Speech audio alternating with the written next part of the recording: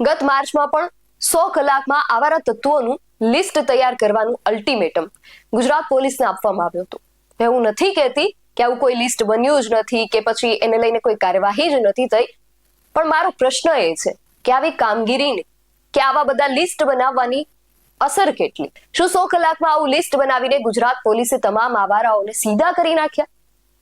રાજ્યભરમાં આતંક મચાવતા એ લુખ્ખા તત્વોમાં ગુજરાત પોલીસનો ડર બેસી ગયો? શું ગુજરાતમાં આવારાઓના આતંકના જે કિસ્સાઓ છે એમાં ઘટાડો થયો? તો આ બધા જે પ્રશ્નો છે એનો જવાબ તમે, હું અને ડીજીપી સહિત આખો પોલીસ વિભાગ જાણે છે. રાજકોટમાં તહેવારો દરમિયાન 5 દિવસમાં 6 હત્યાએ ગુજરાત પોલીસે પોલ ખોલી નાખી.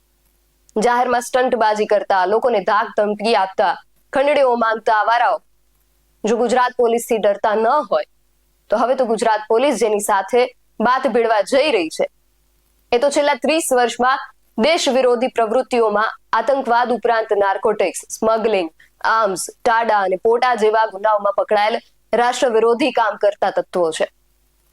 આશા રાખીએ કે ગુજરાત પોલીસની આ કામગીરી સફળ અને અસરકારક નીવડે, કારણ કે આની બિન અસરકારકતા અતિ ભયંકર પરિણામો લાવી શકે છે.